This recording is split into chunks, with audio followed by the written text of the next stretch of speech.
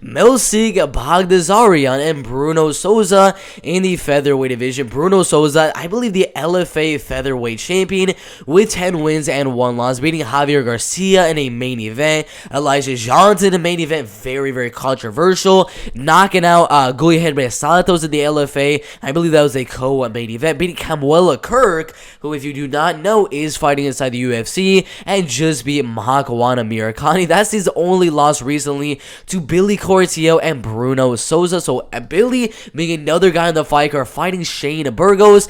That is the only other guy that man has lost to in Bruno Souza. But Bruno is more of a karate kickboxing type of guy, standing the outside, using those kicks at range, really just trying to stay out of a firefight. He doesn't want to get into a brawl. His only loss in his professional MMA career, if we can see right here, way long time ago, 2016 by a decision. The cardio of Bruno Souza is decent. It's not really the best. It's not really the worst. But overall, I do think that Melsik Baghdasaryan's cardio is going to be a lot worse than Bruno Souza's right here.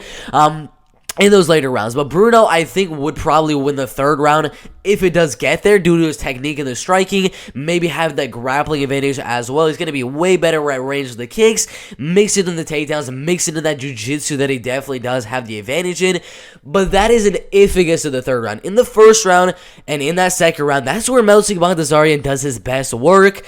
If you look at all this man's wins, his last fight was the only fight his last two fights were the only fights to really go past the first round. Second round, head kick knockout on Colin Anglin, and a unanimous decision on Dennis Bazookia. But right here, I do think that Melsik Baghdasaryan is going to just be the way better striker. Earlier on in that fight, first and second round, when the cardio isn't playing that big of a factor, Melsik's just an absolutely super powerful with the hands. We saw that head kick knockout would just happen right there, but I know Melsik is going to go out there looking for that early finish, and there's two things that can really result from that is, of course, Melsik Baghdasaryan coming forward at landing that early finish, and the other downside to that type of strategy is if he does not get the finish, yeah, he wins the first round, possibly wins the second round as well, but he's going to be gassed in that third round. Bruno Souza has really solid jiu-jitsu and could come back in that third round as Melsik starts to gas. So it's a very tough fight to predict because I know Melsik has a fight early. I do think my prediction is going to be a Melsik Baghdasaryan first or second round knockout.